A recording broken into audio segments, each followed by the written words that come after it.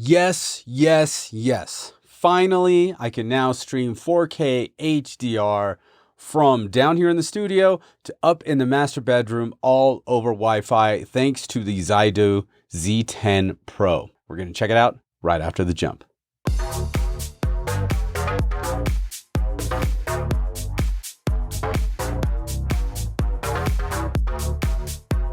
And I'm back. Now, first things first, before we begin, I want to give a big shout out and thank you to all my patrons on Patreon. Thank you guys so much.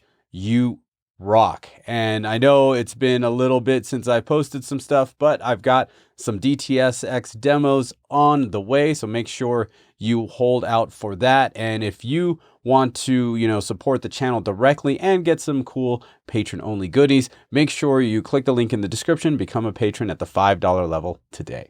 Okay, so big shout out and thank you to Zidoo for sending the Z10 Pro over for me to review. The Z10 Pro is a media player that plays a whole bunch of different types of file formats, and it comes in at $349. Link to Amazon is in the description. So let's check out the unit and see what it has to offer. It has a nice sized front display showing the local time or the runtime of your content. Now you can turn this off if you wanted to. I tried it both ways, but in the master bedroom, it's actually kind of nice to have the time. I can just quickly look over there and know that I need to sleep some more, or it's 6 in the morning and I need to go to sleep. Just below that, we have two USB 2.0 ports. On the left side, we have a drive bay for you to insert a hard drive. And I personally put my 16 terabyte drive in there and it worked without any issues. So if you have large drives, like up to 16 terabyte, I think that is the limit for this player. On the right side, we have a SATA connection and two USB 3.0 ports. On the back from left to right, we have an Ethernet port, HDMI output, HDMI input, optical audio output, coaxial audio output, composite AV output, power port and power switch, and of course there are two large Wi-Fi antennas. It also comes with a remote control that has a light up function as well. I know a lot of people love those kinds of things. All right, so let's fire up the Z10 Pro and see what we get on screen. And this is connected to an LG 2019 OLED, and this is in my master bedroom. I did try it in the big setup. So the Dolby Atmos, DTSX, IMAX Enhanced, Oro 3D, all that stuff works, when it's connected to an AV receiver or a compatible device. But right now it's just in the master bedroom because this is actually where I couldn't get any 4K HDR streaming from the Zappiti down here due to the fact that the Zappiti Mini's Wi-Fi antennas just don't do the work and it just won't reach. But thankfully the Zidoo has massive antennas and it works without issue. Okay, so here is the home screen of the Zidoo Z10 Pro. So as you can see, we have the Mammoth Lakes weather. You type in your city and it figures out that stuff. So it's all little nice home screen. We got the date and time and Media Center and all these other little apps, but let's go into Media Center for now. So now you'll see something completely empty. So one of the cool parts, if we go to the left down to SMB, hit enter, I can see the Zappiti, which is downstairs in the studio. So I'll go into the Zappiti disk. SDA is where I have all my hard drive, 16 terabytes, and I can go into this and let's say 4K, and let's start up A Star Is Born. Now here it asks you to just play the video or review the poster. If you hit play video, it'll just go ahead and play the video. If you go into view poster, it brings up the metadata and all that stuff, and it looks nice, which is kind of cool because when I do this with the Oppo 203, we don't get this part, so that's a nice touch. All right, so I'm gonna hit play on this and it's going to resume because I already started watching this a little bit the other night. I can see it activates HDR and we're going to continue to resume function. And now that the movie has started, if we hit the info button, we get to see all the format, resolution, file size, bitrate, audio, subtitles. We'll see how many tracks there are. This is one chapter due to the fact that it's an M2TS file, and we've got the output mode at the bottom, so that's nice.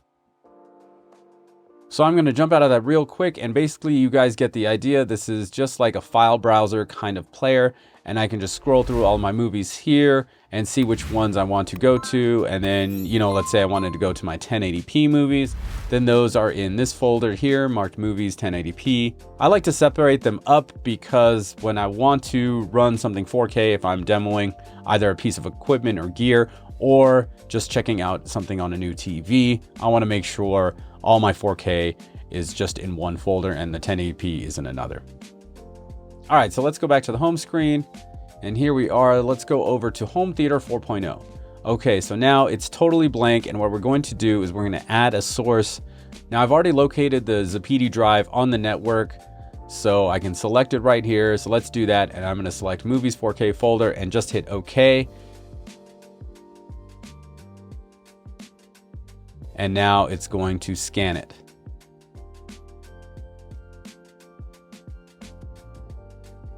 Okay, that's done. Now I'm going to add another source, which for me will be on the same disk, but Movies 1080p folder.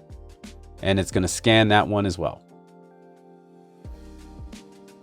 Okay, now as you can see, the Movies 1080p is scanned, 142 out of 160. The Movies 4K, it's scanned 127 out of 132. So I don't know what that means. Maybe they couldn't find the actual movie and something's just wrong with the metadata.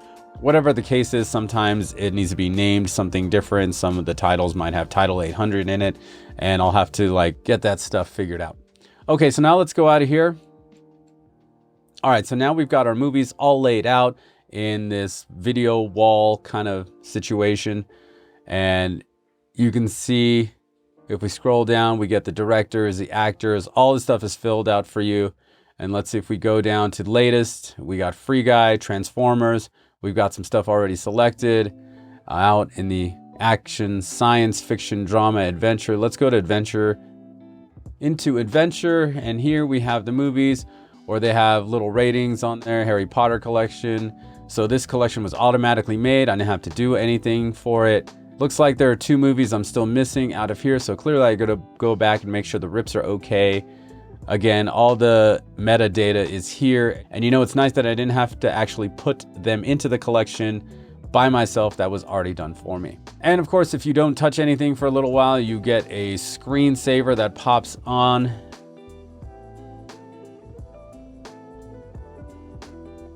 Let's go back over to Home Theater 4.0. We can check out all our movies. I'm just gonna click all, and here we can see all 214 titles in the upper left. If I start moving down, you'll see I've got page 7 out of 27 pages. And of course, you can change the way you view this by going up to the top right corner here.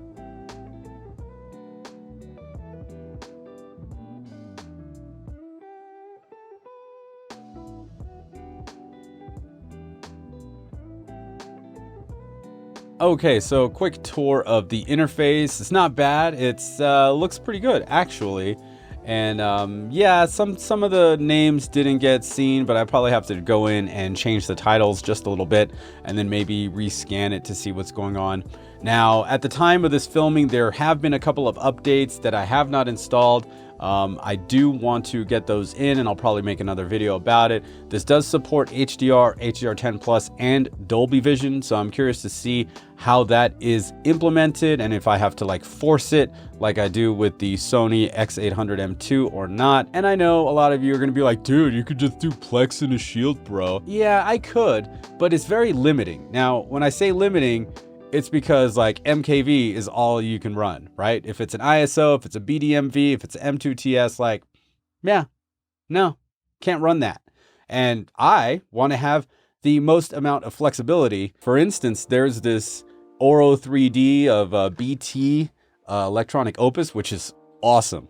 Now, the issue with this is that if I rip an MKV or an M2TS, I have to watch the entire thing. There's no chapters. And I have nothing to look at. There's nothing on screen at all.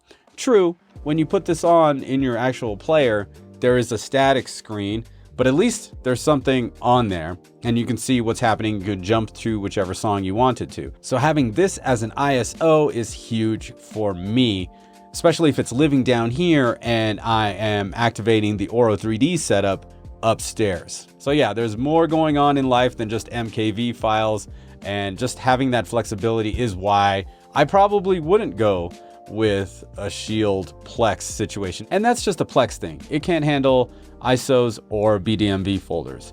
You know, we can run BDMV folders on the Oppo 203, which I really, really like.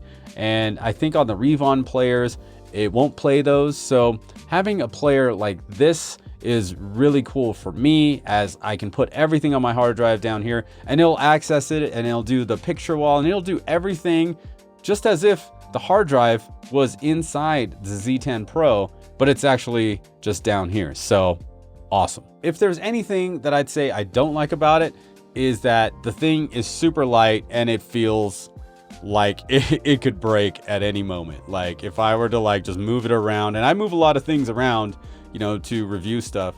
So if I had it down here in the studio, like, and put something on top of it, I would not feel safe doing that. That is the one good thing about like the Zappiti stuff.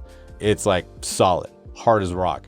But this is a little bit, you know, on the flimsy side. That would probably be my only, you know, negative about this player. Other than that, it seems to be working just fine, and I will do a follow-up video once I figure out how Dolby Vision and HDR10 Plus are actually implemented, whether I have to use an ISO or a BDMV or a special MKV file. We'll see what happens. Anyway, big thank you to Zidoo for sending the Z10 Pro over for me to review, and thank you so much for watching, and I will see you in the next one. Peace.